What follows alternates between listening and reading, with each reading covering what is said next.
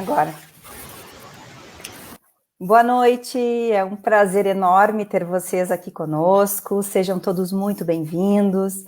Estamos aqui para um espaço de troca, de saberes e um gostoso bate-papo.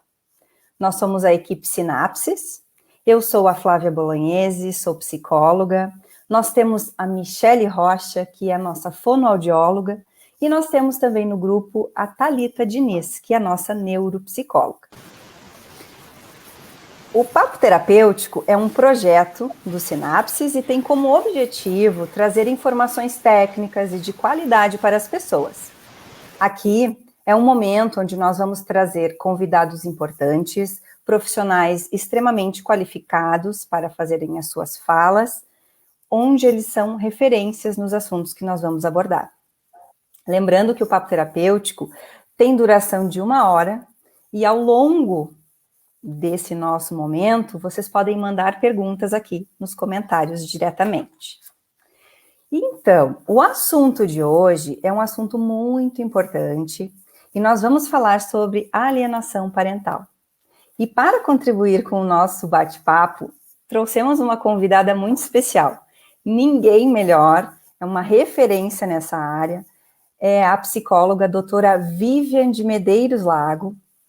A doutora Vivian, ela é psicóloga, especialista em psicologia jurídica pela UBRA, ela é doutora e ela tem pós-doutorado em psicologia pela URGS.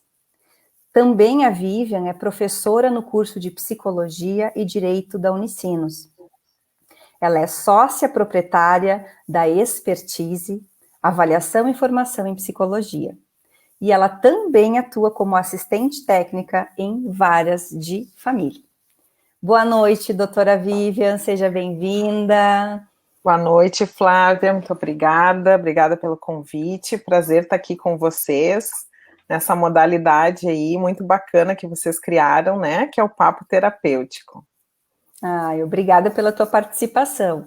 Na verdade, é um momento importante, né, onde a gente vai canalizar, trazer informações de qualidade, buscando sempre trazer para as pessoas essa divulgação. Acho que é importante esse conhecimento, né, a gente conseguir disseminar ao máximo e atingir todas as pessoas que conseguirem alcançar esse conteúdo que a gente quer trazer e oferecer para as pessoas.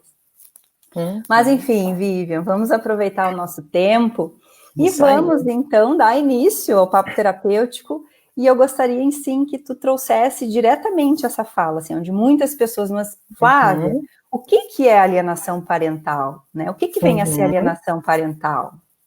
Então, vamos lá, vamos começar até para a gente também esclarecer, né, o que às vezes algumas pessoas podem ouvir e achar que é alienação parental, e de repente, numa análise mais superficial, né, acabam se enganando. Então, alienação parental, se a gente for pensar assim no termo, ele é um termo relativamente novo, né? Ele foi cunhado por um psiquiatra norte-americano, o Richard Gardner, em 1985. Mas o fenômeno em si, que a gente vai estar conversando aqui hoje, ele não é de 1985, ele é muito mais antigo que isso, né? Então, o Gardner, ele descreveu como um fenômeno de programar a criança para odiar um dos seus genitores sem justificativa. Esse é o conceito, assim, mais na sua raiz, cunhado, né, pelo padrinho, né, quem começou a falar, quem criou esse termo, né. Então, é importante a gente pensar algumas coisinhas, né, a partir deste conceito. Então, eu me lembro quando eu estava pesquisando isso no mestrado, algumas pessoas criticaram, assim, mas programar para odiar, né, termos muito fortes. Mas essa era a ideia inicial dele. Hoje já tem outros autores que trazem, né, algumas definições, não exatamente como essa, mas que o conceito que está incutido nesta ideia, o que é? Um dos genitores, normalmente genitores, mas não exclusivamente, o responsável pela criança. Então, o alienador pode ser o pai, pode ser a mãe, pode ser uma avó, pode ser uma tia, né? E vai tentar incutir ideias negativas, vai fazer uma campanha de desqualificação de um dos genitores, por isso o parental, né? Para que a criança compre aquela ideia, compre essa campanha e passe, então, a rejeitar, a criar uma repulsa, um rechaço ao convívio com aquele outro genitor, que aí a gente chama o genitor alienado. Só que aí tem uma coisa bem importante nesse conceito que a gente não pode esquecer, que é essa programação para esse rechaço, para essa repulsa, para esse afastamento, ela deve ser sem justificativa. Aí vocês vão estar pensando assim, mas o que quer dizer sem justificativa? Porque uma criança, ela pode apresentar comportamentos de rechaço, de não quero ir na casa do pai, não quero ir na casa da mãe, né? E aí daqui a pouco isso já vai ser feito como uma leitura. Olha só, ela não quer mais ir na mãe. Ele está fazendo alienação parental. E nem toda situação, né, que chegar por meio dessa verbalização, desse comportamento da criança, nem sempre esse comportamento vai ser uma alienação parental. A gente tem que tomar cautela, cuidado, para já não sair taxando. Porque eu vi na novela, porque eu vi no filme, porque eu vi uma live lá, né? Então, da gente estar atento, porque assim, pode ser que a criança tenha os seus motivos para não querer ir na casa do pai ou da mãe. Por exemplo, ela vai, quando ela tem que visitar o pai não fica com ela. Ela tem que passar o dia todo assistindo TV. Ou então o pai larga na casa da avó e na casa da avó não é legal, não tem criança para brincar, por exemplo. Estou inventando aqui, né, uma situação. Isso pode ser um fator que faça com que a criança, daqui a pouco, toda vez que tem que ir para a casa do pai, vejam, nem estou falando de maus tratos, nem de situação de negligência, mas uma simples questão de que ela não se sente tão confortável, de que ela prefere estar em casa ou na companhia de outros amigos. Aí toda vez que chega aquele momento de conviver com o genitor, ela pega e diz, eu não quero ir, não gosto de estar lá, né? Então a gente tem que cuidar, porque pode ser isso, pode ser uma coisa mais simples de se resolver, como esse exemplo, pode ser uma situação mais grave, da criança estar sendo exposta a alguma situação de violência física ou de violência psicológica, né? Então a gente tem que cuidar, porque se for uma situação justificada nesses termos, tem um porquê da criança não querer ir, aí a gente não pode falar em alienação parental. Aí a gente vai ter que tomar outros cuidados, não quer dizer que, tá bom, então, se ela não quer ir. Não, não é que tá bom. A gente vai ter que entender e buscar que intervenção seria mais adequada em cada caso. Mas também não dá para sair, né, assim, diagnosticando, que nem seria o termo correto, né, porque não é um diagnóstico, mas não dá para sair carimbando lá, isso é alienação parental. Então, isso é bem importante, diante do... E o que seria, então, né, já que eu estou trazendo essas outras situações?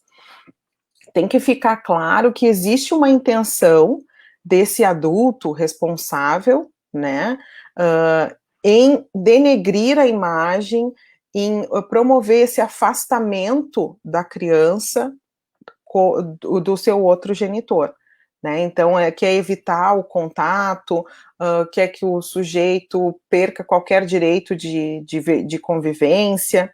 Então, ela faz aquilo pensando propositalmente em promover esse afastamento, né? Esse prejuízo, colocar esses obstáculos nessa convivência. Isso caracterizaria a alienação parental. Não sei se está bem até aqui, se vocês querem que eu esclareça mais alguma coisa do conceito. Não, ficou ótimo, ficou ótimo. Eu acho que é bem, bem importante, porque isso acontece quando a gente recebe algumas crianças, algumas demandas, né, Vivian?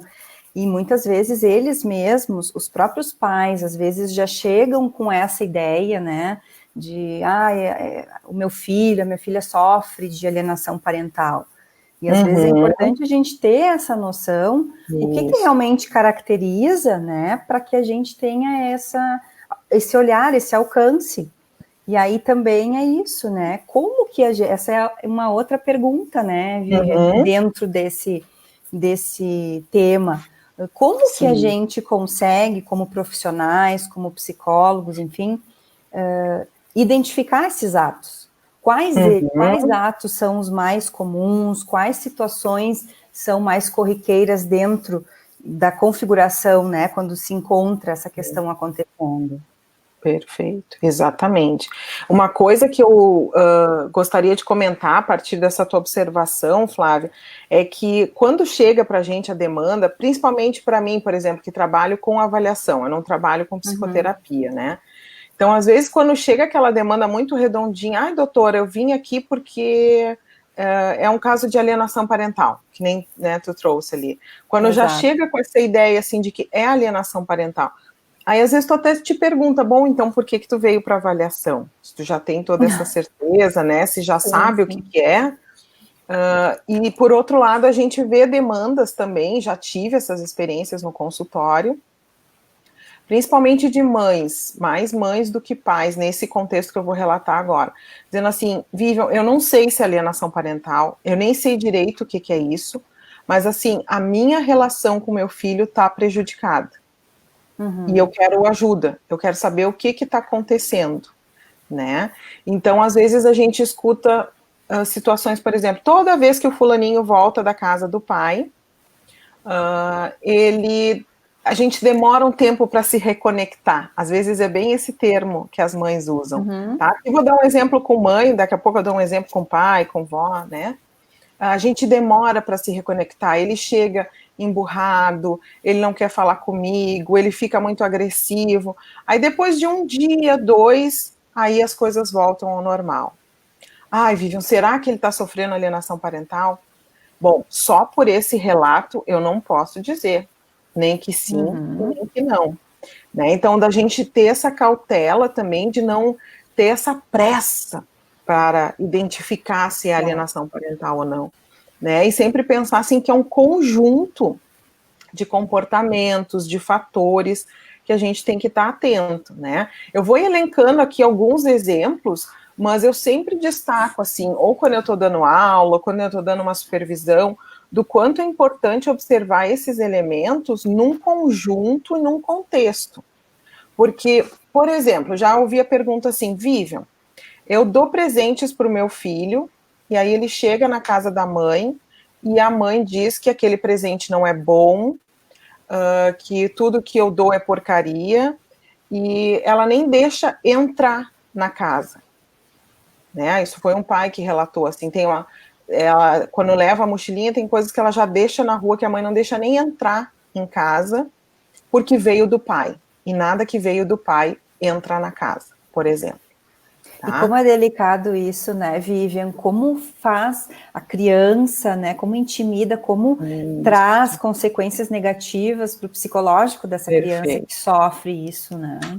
Porque tu imagina o que passa na cabeça da criança, né? Principalmente são crianças menores que ainda não têm tanta essa capacidade de discernimento. Por que o presente que o papai me deu não é bom?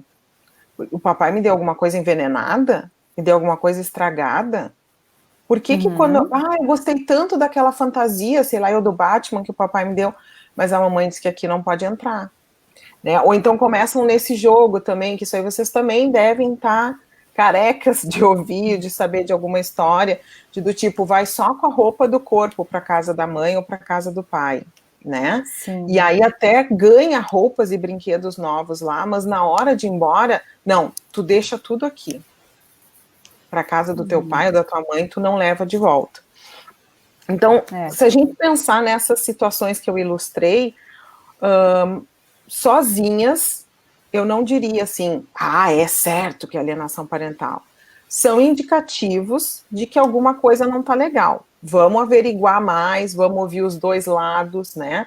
Se tem um alienador, tem um suposto alienado também. Vamos ouvir a versão dos dois, vamos ver essa criança.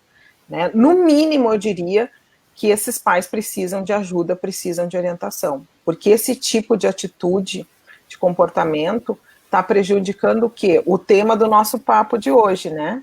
Que é esse direito dessas crianças.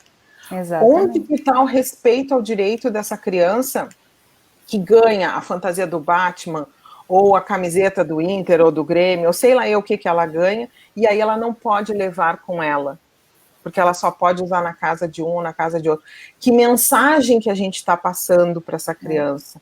Que consequências isso vai ter no desenvolvimento dela? Como é que ela vai formar o entendimento a partir disso? O que vem de um é ruim, só o que vem do outro que é bom, né? Ou aquelas crianças que quando voltam da visita, da convivência, passam por um interrogatório. O que tu fez?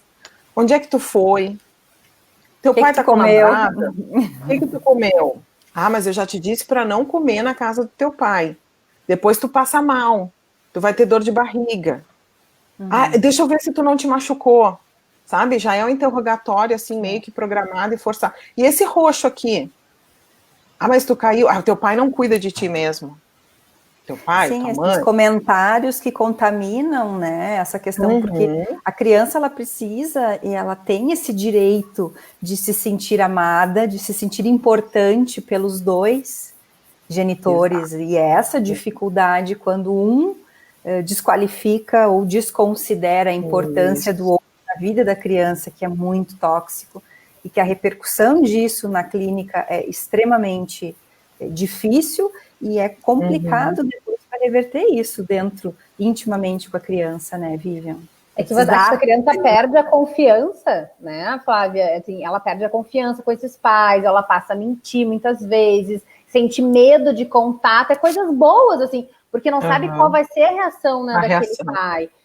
Assim, realmente, a palavra acho que é essa, tóxica, né? É uma relação tóxica para essa criança que perde a referência de como é uma relação saudável aí com seus familiares.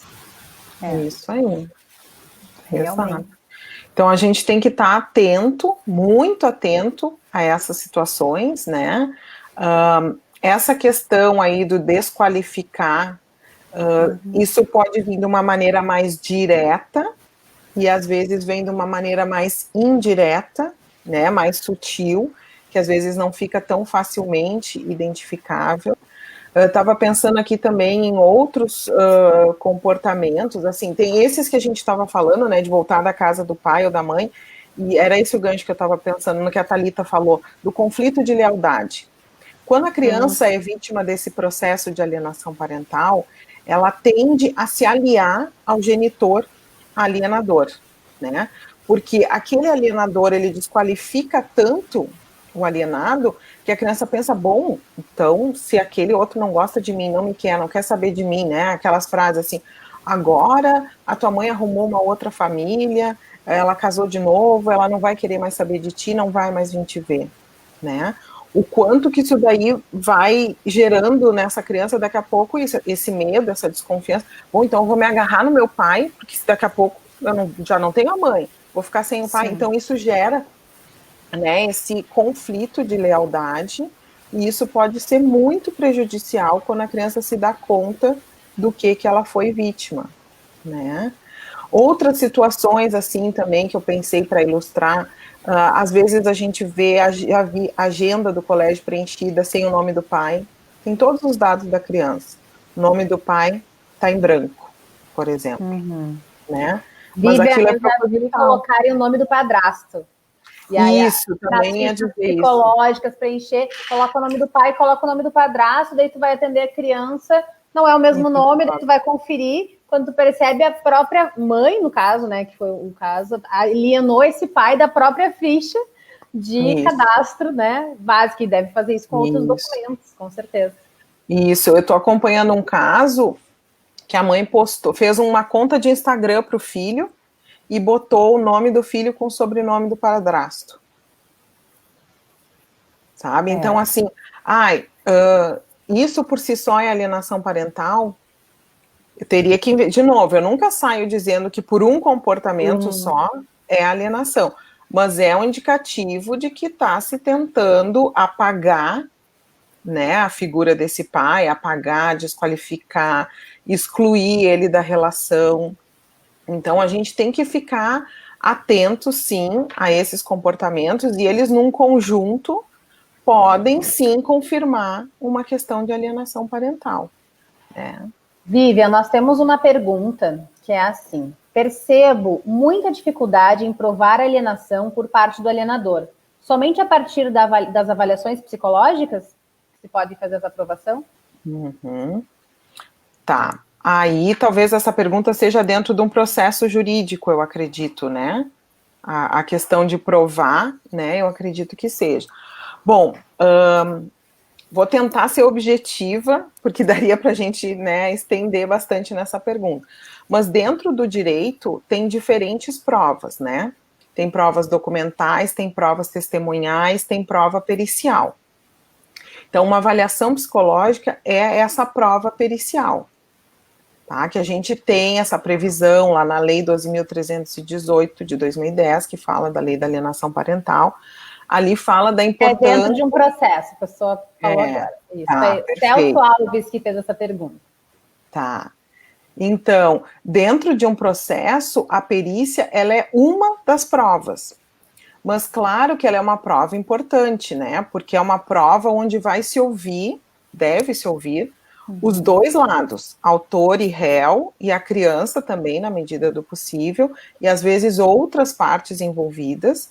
A pessoa que vai fazer essa perícia, ela deve ser um expert no assunto, né? Deve ter esse conhecimento especializado, ou seja, o juiz vai tender a dar muito valor ao resultado desse trabalho.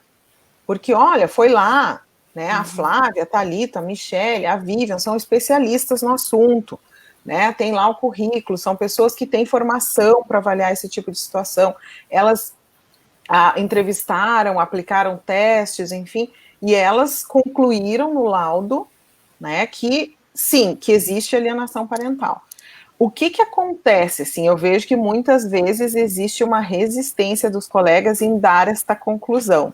Eu não sei se é isso, né, que a pessoa que perguntou está se referindo, e também lembrei que, assim, às vezes não, quase sempre tem um print de WhatsApp num processo de vara de família, né? Então, hoje é muito comum a gente ver prints de WhatsApp, prints do Facebook, né? Esse caso que eu comentei ali, bom, tá ali uma prova evidente, né? Botou o nome do menino com o sobrenome do padrasto. Então, isso também constitui prova. É um outro tipo de prova, uma prova documental.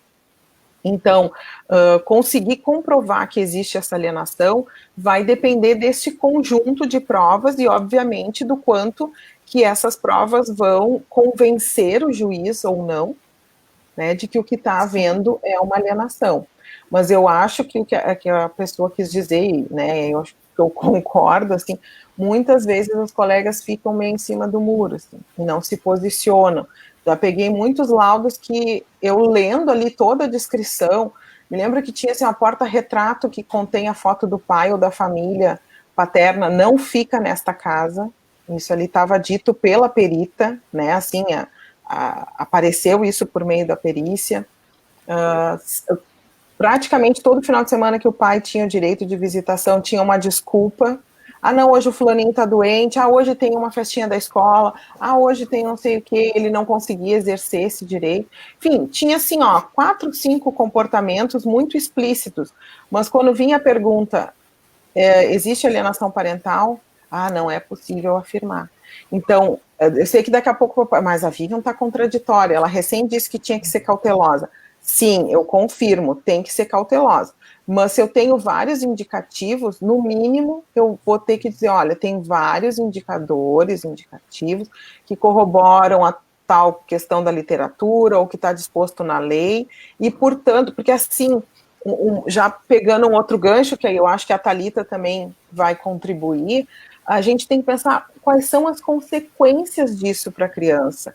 E quanto mais a gente demora para fazer uma intervenção, mais prejuízos isso pode estar trazendo.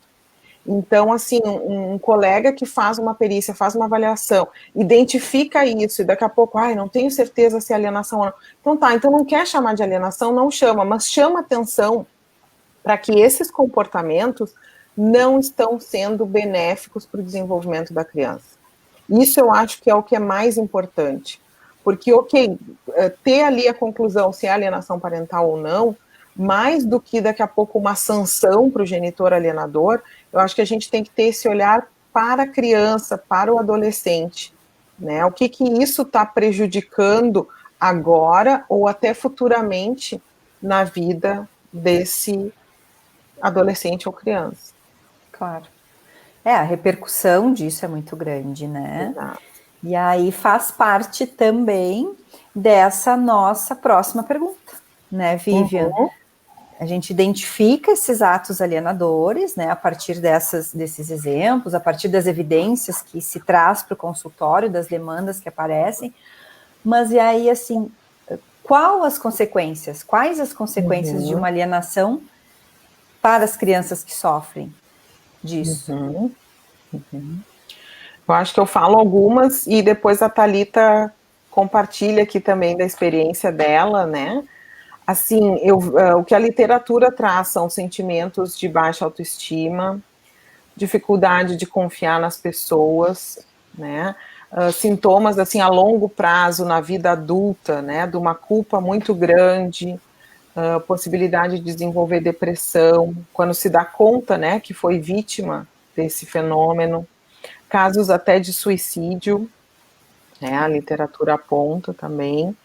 E às vezes essa dificuldade assim em namorar, em se envolver, né, em casar, em ter essas relações mais estáveis, né, porque ficam esses resquícios aí, né, desse pai, dessa mãe que foi afastado. Claro que essas consequências também estão diretamente relacionadas assim ao período que o sujeito ficou sem ver o pai ou a mãe, a idade, a faixa etária que ele tinha naquele período.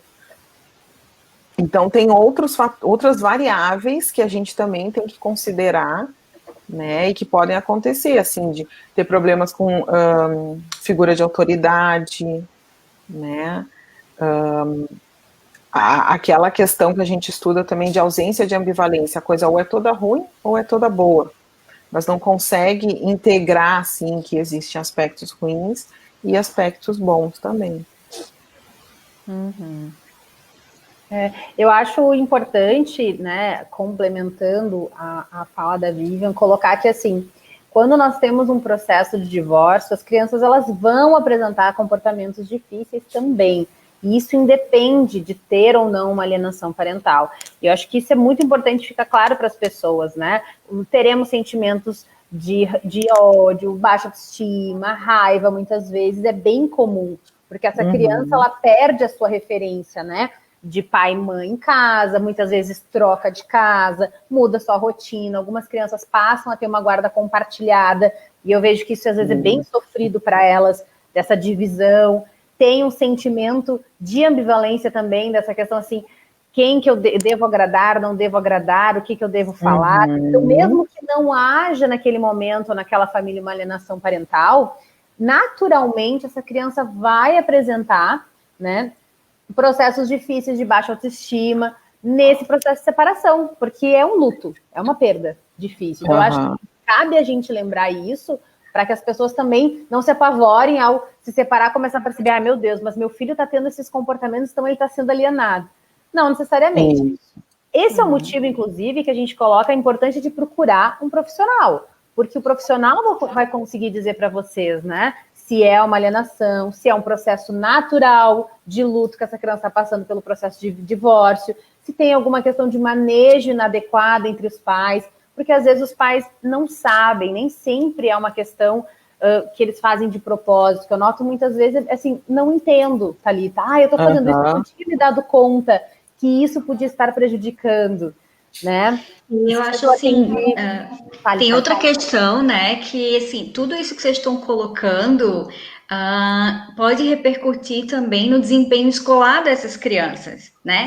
Porque ela vai ter uma baixa autoestima, e aí podem vir, né, como consequência, ansiedade, depressão, e isso vai, obviamente, né, repercutir no desempenho escolar dela. Então, a própria escola também, né, a equipe escolar tem como identificar esses comportamentos e passar para a família. Então, aí eu queria também que vocês pudessem, né, colocar como que essa escola pode ajudar nesse processo, né, a criança.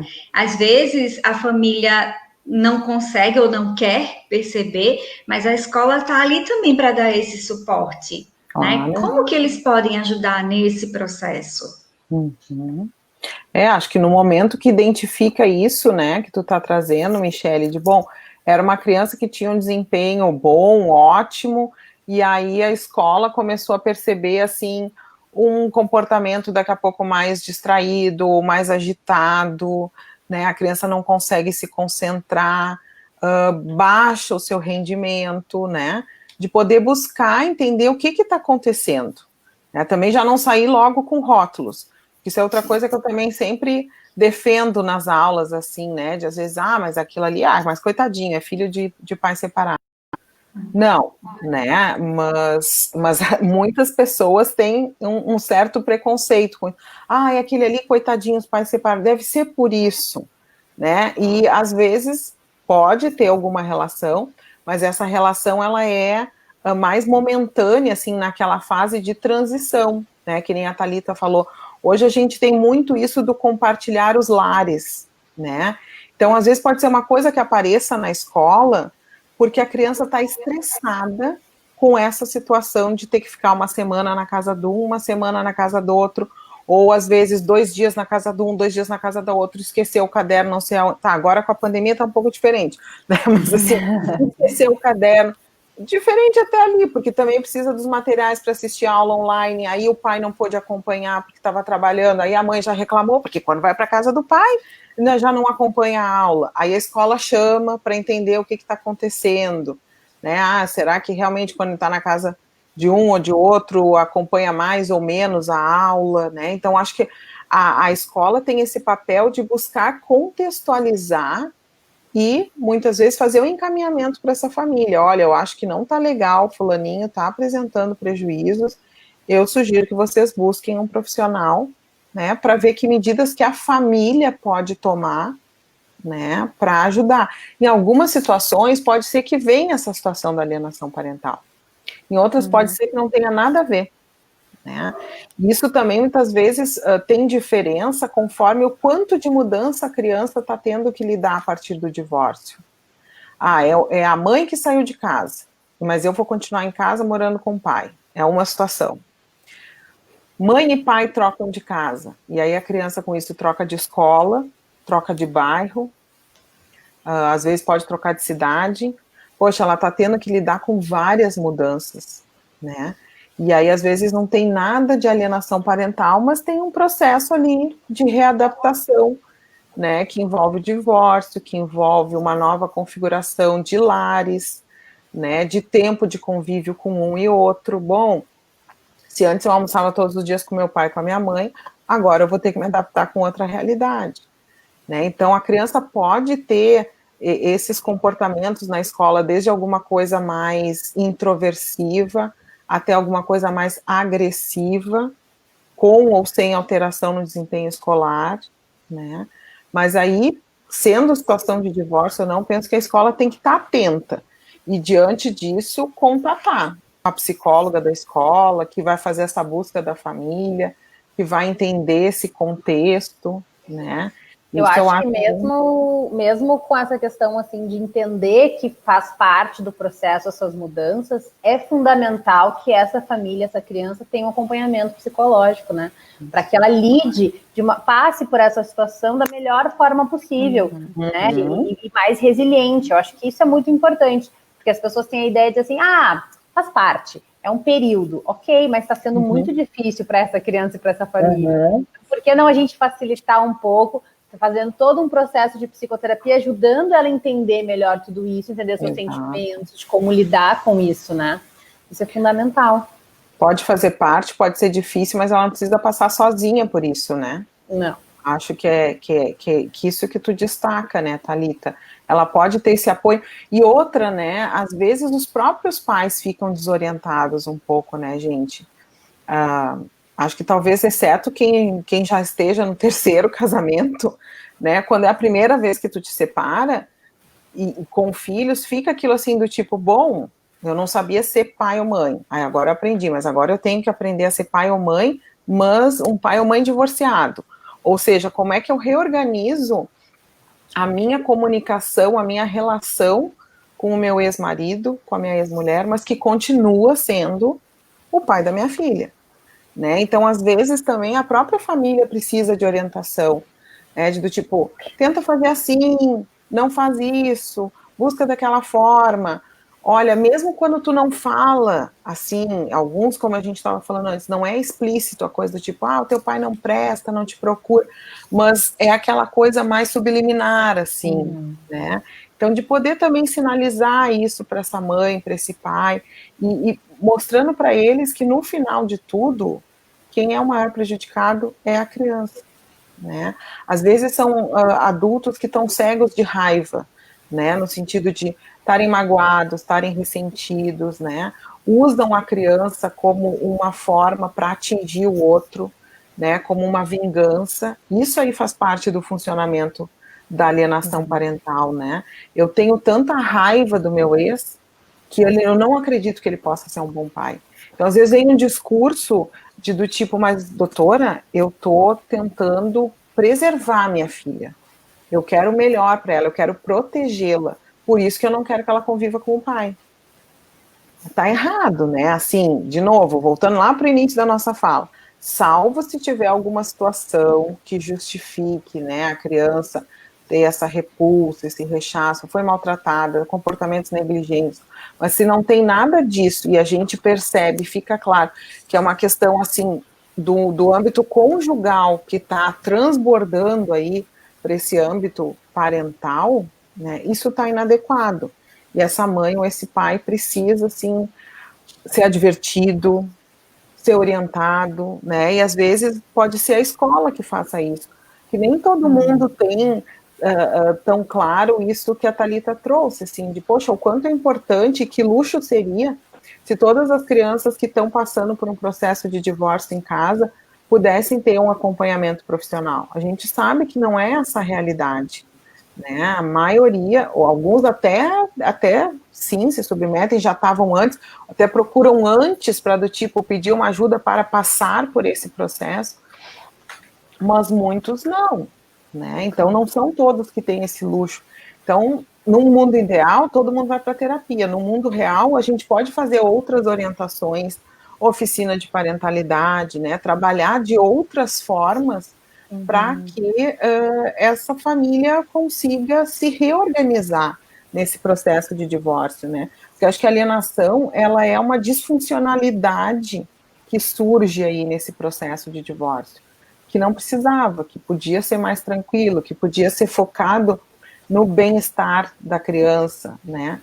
Eu me lembro que uma vez uma aluna disse na aula assim, Vivian, mas tem que ser pessoas muito evoluídas, para do tipo assim, esquece tudo de ruim da relação de casal e foca na criança.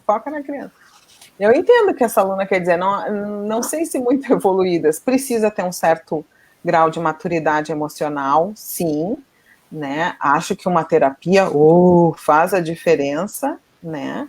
Para realmente conseguir separar, assim, né? E dar uma respirada fundo e dizer, ok, mas isso aconteceu com a Vivian e o ex-marido.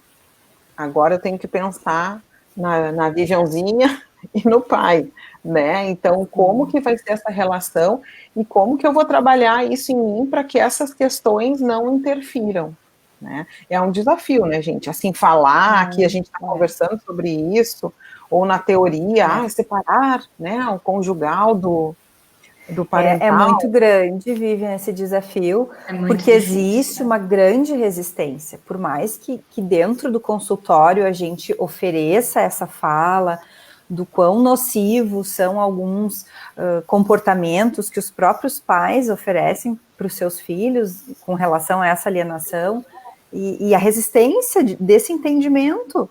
Não, mas eu estou coberto ou coberta de razão, porque aí é aquela coisa, é muito pessoal, né? Essa tua fala anterior, assim, é muito dessa dificuldade de elaboração desse término de relacionamento. Exato. E aí se estende para aquela questão do papel como pais, porque o vínculo ali com aquele filho é eterno.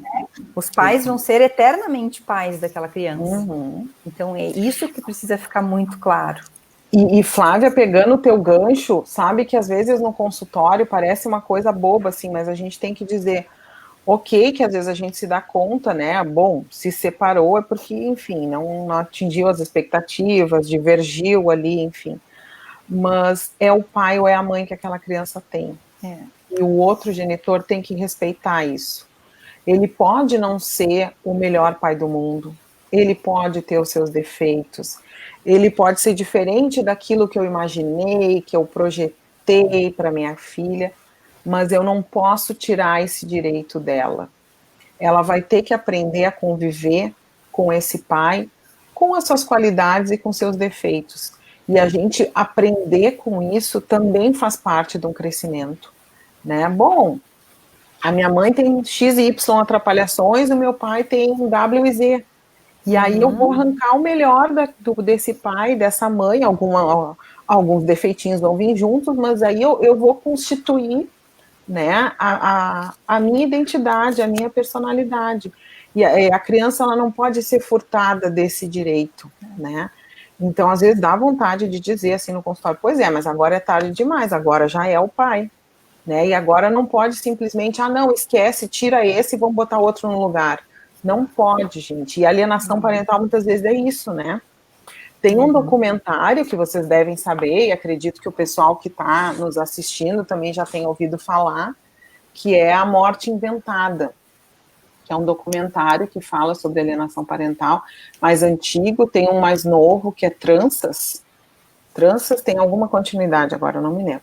Mas nesse da Morte Inventada tem um depoimento de uma adulta já, que ela diz que ela foi criada pela mãe, pela avó, e que elas diziam assim, minha filha, se alguém perguntar pelo seu pai, você diz que ele morreu e o urubu comeu. Então, tu imagina, é um horror, não é? Mas é isso aí, né? Tem vezes que tu coloca outra pessoa no lugar, tem outras vezes que simplesmente se mata em vida, por isso a morte inventada, né? Mas tu sabe, Vivian, te interrompendo já, que eu recebo, enquanto fono, né, eu recebo algumas pacientes aqui, já adolescentes, que quando a gente vai fazer a entrevista de anamnese e pergunta para elas, qual que é o nome do teu pai? Eu não tenho pai. E daí dá vontade de tu perguntar assim, bom, pai tu tem, né, porque para tu estar aqui, tu tem que ter um pai e uma mãe, né? Mas elas, na hora, assim, eu não tenho pai. Até recebi uma semana passada e ela colocou, eu não tenho pai. Tudo bem, né? A gente respeita a opção dela de dizer que não tem pai, mas aí tu começa a parar para pensar, né? De onde vem esse discurso? Eu não tenho pai. E aí, Michele, é bem importante, já vou dar uma sugestão para vocês, bem metida, mas uma outra temática que é importante se discutir é o abandono afetivo. Porque se eu não tenho pai, pode ser decorrente de uma situação de alienação parental, mas também a gente tem que lembrar que existem aqueles casos de abandono afetivo, né? Que o pai ou a mãe simplesmente, às vezes eles pagam a pensão, cumprem financeiramente as suas obrigações, mas não querem conviver, não querem cuidar, não querem se envolver, né? Se afastam totalmente, realmente se separam do filho, não só. Se isentando dessa responsabilidade. Isso, e aí é importante fazer essa diferenciação também, né? Nem sempre é uma alienação. Essa questão do abandono afetivo, até compartilhando um pouco da minha história, mas faz bem sentido, assim. A minha mãe sempre trouxe muitas coisas sobre o meu pai, né, biológico. Assim. Ela tinha caixas com coisas dele, cartinha, sempre conversou, mas ele não quis participar, enfim, da minha criação. E aí é bem bacana tu colocar isso, porque assim, não houve uma alienação por parte da minha mãe, né? Ela fez o papel dela, né? Sempre se colocou, mas a escolha dele foi, né, enfim, seguir a vida dele. E eu acho importante colocar isso também para que as pessoas não confundam, né, essa alienação parental com o abandono afetivo. Nós temos mais uma pergunta. Oba, vamos lá. E é assim, em relação à idade das crianças, a alienação parental fica mais evidenciada em qual faixa etária? Tá. Eu acho que a gente pode pensar naquela faixa etária ali de 3 a 5 anos, porque nessa idade as crianças são mais sugestionáveis. É aquela idade em que para uma criança pequena o pai ou a mãe é o super-herói, a super-heroína. Então, a tendência é que o que elas vão escutar daquela mãe, daquele pai, principalmente aquele genitor com quem elas convivem mais, a criança vai tomar aquilo como verdade. Então, tem estudos que mostram, né, aquela fase que a criança não vai questionar tanto.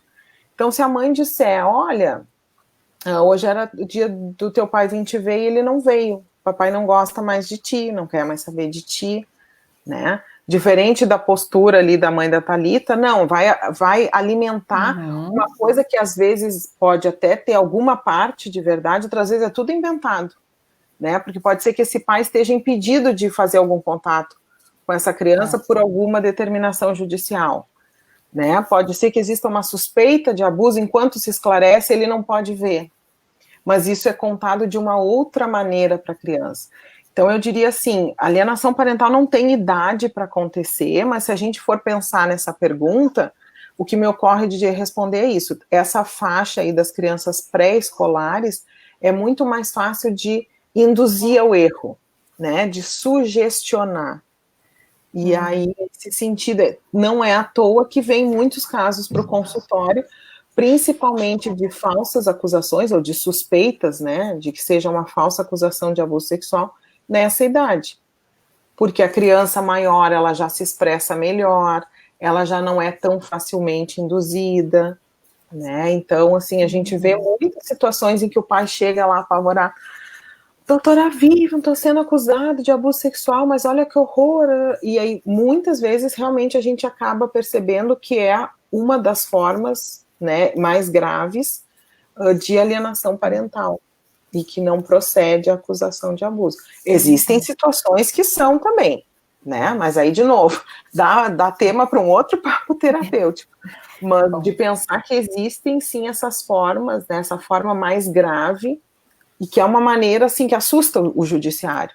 Diante de uma suspeita de abuso, alguns juízes acabam realmente suspendendo ou indicando visitação assistida para preservar a criança. Né, mas nessa questões das falsas memórias, né?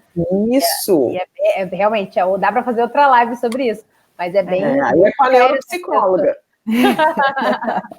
É bem sério essas questões, realmente. E o que eu vejo, o que acontece, assim, o judiciário, né, com uma questão de preservar aquela criança, afasta, só que como existe um período de avaliação, enfim, às vezes chega a demorar mais de ano, eu já vi casos assim, e aí você perde o vínculo desse pai que talvez não foi um abusador. E aí as consequências disso é gravíssimas, né? Lá no futuro desse vínculo todo, porque até daí você conseguir, né, retomar esse vínculo, trazer para essa criança que esse pai não ouve isso, ela passou um tempão, né, meses e meses, semanas escutando que aquele pai foi abusador. Exatamente, isso é muito sério, mas isso acontece muito, né, Vivian? O índice é super alto no judiciário, né? Muito. Principalmente, eu sempre digo assim, ó, se tem acusação de abuso sexual junto com um processo de disputa de guarda, porque uma coisa é vir o abuso sexual, mas não tem nada a ver com disputa de guarda. Mas se vem esse contexto de disputa de guarda, muito cuidado. Não quer dizer que a acusação não possa ser verídica e essa criança precise ser protegida. Mas tem estudos que mostram que chega a ter um índice de 50% de falsas acusações nesse contexto. Então, assim, 50%, e às vezes é uma coisa que a criança falou, ela sai repetindo aquilo ali. E aí tu tem um discurso, tu tem um relato, mas que muitas vezes é produto de uma falsa memória, e não de algo que realmente aconteceu. E aí, para quem está nos ouvindo, também acho importante a gente esclarecer que falsa memória é diferente de mentir, né? Quando a pessoa mente, ela sabe que aquilo ali não aconteceu e ela está contando diferente. Mas quando é a falsa memória, ela conta como se aquilo tivesse acontecido, né? Não é uma memória, não é uma mentira, né? Ela realmente tem aquela memória, mas é uma memória de algo que não aconteceu. Ela acredita verdadeiramente, né? Isso, ela acredita que aconteceu. E aí é um pipinão para quem vai fazer a avaliação, né? Porque esses dias uma aluna perguntou, como identificar falsas memórias? Tem algumas coisas que a gente busca observar, aquelas falas que tu diz, mas aquilo ali não é a linguagem de uma criança, né? Tem algumas coisinhas, mas assim, essa certeza, né? Que nem um aluno do direito me perguntou, professora, pode usar o polígrafo nas avaliações? Eu disse, acho que tu tá vendo muita série. Não, o psicólogo usa o polígrafo para ver se tá mentindo ou não, né? Então também desmistificar algumas coisas, assim. Mas também não daria certo, porque ele não acredita que é uma mentira, né? Ele acredita que é uma verdade. Ele acredita que é uma verdade. Ia ser pior, né? Exatamente. Ia ser pior. Na semana que vem, o nosso tema da live vai ser sobre abuso sexual na infância. Então, acho que vai ser bem bacana para complementar esse assunto. Ótimo, de dá hoje. continuidade. Dá continuidade a esse assunto, exatamente. E, enfim, meninas, tenho mais uma pergunta, né, bem importante, assim, aproveitando esses nossos últimos 10 minutinhos. Como, Vivian, que nós fazemos para intervir nas situações em que foi identificada alienação parental? Como é que nós podemos agir? Como é que nós vamos atuar dentro destes casos? Perfeito.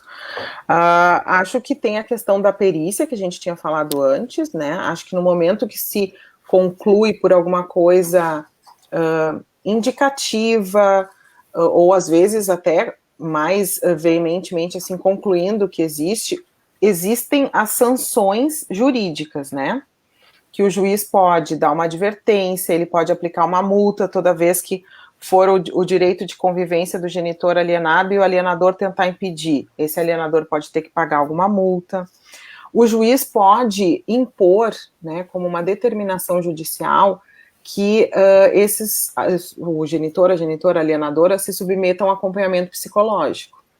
Há controvérsias dentro da psicologia o quanto que funciona isso ser impositivo, né? Mas acho importante a gente informar que é uma das sanções que está prevista lá na lei, né? Determinar o acompanhamento psicológico. Também pode-se mudar o direito de ampliar o direito de convivência do genitor alienado, pode-se reverter a guarda, né? Então essas seriam as sanções, assim, jurídicas, falando as possibilidades que a gente tem de alguma intervenção nesse âmbito. No âmbito da psicologia, como eu falei para vocês, a minha prática, ela é voltada para a avaliação.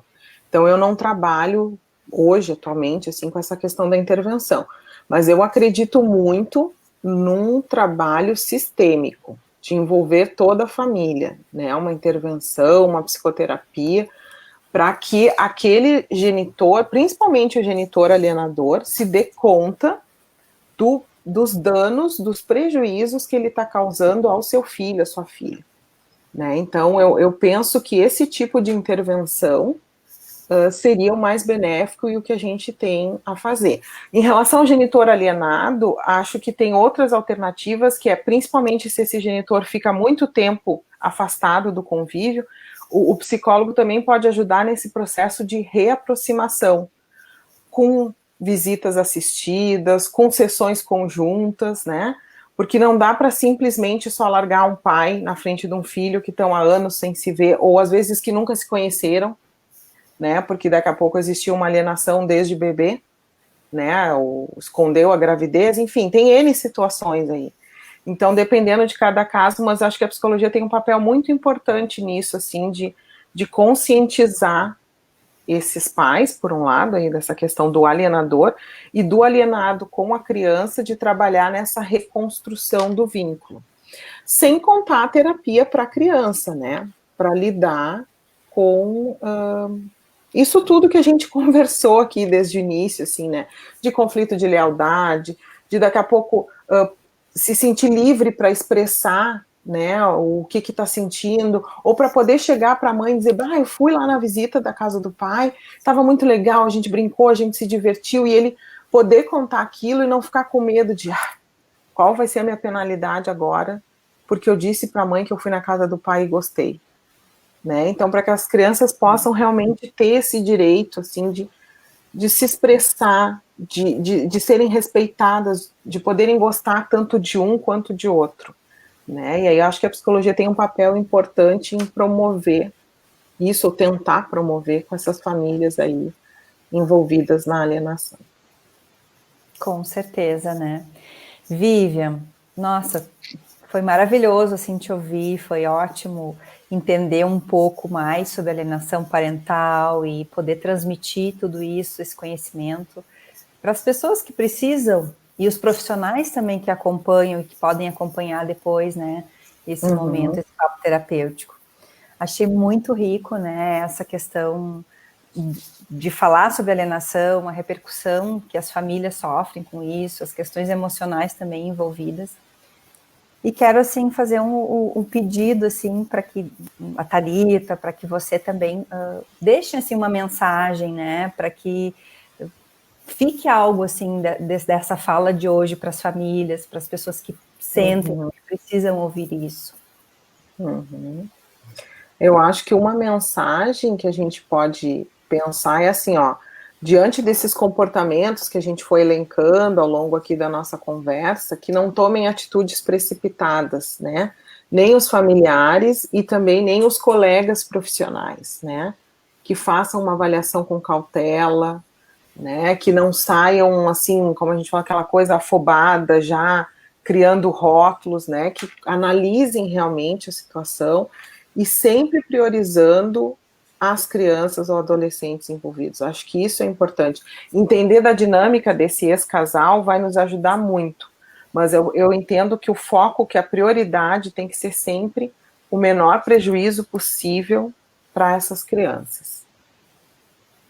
Com certeza. Meninas, eu compartilho, né, desse pensamento da Vivian. Eu acho que a gente, quando passa por um processo de divórcio, eu entendo, a gente trabalha com isso há muitos anos, é muito difícil passar por tudo isso, a gente sabe que é dolorido, que é sofrido, e às vezes a gente está tão cheios, né, tomados de sentimentos, que a gente não consegue, né, entender muitas vezes quais são as nossas ações. Mas os nossos filhos, eles já são naturalmente prejudicados por um processo de divórcio, é natural. Por melhor que seja esse processo, né, por mais saudável que seja esse processo, eles vão ter danos por tudo aquilo que a Vivian colocou antes, né? A mudança de casa, a mudança de escola, muitas vezes, mudança de rotina. Então eu peço, assim, que procurem um profissional, que auxiliem vocês nesse momento, que parem e pensem, será que as minhas ações e as minhas palavras não podem estar causando alterações importantes? Porque, como vocês viram, nós citamos algumas coisas, são danos, muitas vezes, que podem ser irreversíveis para o futuro dessa criança. Você pode gerar um adulto com problemas seríssimos de confiança, de relacionamento. Então, assim, e pode, inclusive, fazer isso também depois como pai, né? Porque tende a, muitas vezes, pode replicar esse comportamento. Então, o recado é esse, assim, não deixem de procurar ajuda se for necessário e tentem parar e pensar, será que eu realmente posso estar fazendo isso com meu filho? Acho que isso é o mais importante de tudo para hoje. E, claro, concordo aí com as meninas, a gente poderia ficar mais umas 2 horas falando sobre esse assunto, acho que vamos ter que fazer outra live sobre isso. É verdade, foi muito rico esse momento, foi extremamente importante a gente abordar sobre isso, compreender um pouco mais, enriquecer um pouco mais o nosso conhecimento, né, com a doutora Vivian, com a fala dela, com o que ela trouxe. Então, Vivian, a nossa gratidão realmente por teres, né, participado, por teres aceitado esse nosso convite de estar aqui falando um pouquinho sobre a tua experiência, sobre essa tua missão, né, que é realmente algo muito importante para tentar trazer o máximo de qualidade de vida para essas crianças, enfim, para essas famílias que precisam tanto de um suporte, de um entendimento dessa realidade que muitas vezes após um divórcio ficam as mágoas, mas que é o direito da criança de ser preservado, de ser preservado a convivência dela com ambos os genitores quando pode ter essa convivência, quando não existe nenhum outro risco que impeça. Né? Mas, Vivian, gratidão extrema. Eu que agradeço, meninas, foi um prazer estar aqui com vocês. Achei muito bacana esse formato aí, assim, né, bem com cara de conversa, assim, de bate-papo mesmo, de pai, bola, assim, gostei, achei muito bacana, é sempre um prazer conversar sobre essa temática, né, e difundir esse conhecimento, que eu acho que é importante também, assim, difundir esse conhecimento de uma maneira adequada, né. Com certeza, Vivian, quem sabe numa outra oportunidade a gente volta novamente a abordar esse tema, com certeza vamos enriquecer muito mais. Obrigada mais uma vez, Vivian, obrigada a todos que estiveram nos acompanhando nesse momento. Lembrando que na próxima semana as discussões do Papo Terapêutico vão ser sobre a violência sexual na infância. E a nossa convidada da semana que vem vai ser a psicóloga Francine Neto. Não esqueçam, na próxima quarta-feira, às 19h30, estaremos aqui. Esperamos por vocês. Um beijo e uma boa noite para todos. Boa Tchau, Boa tchau. noite.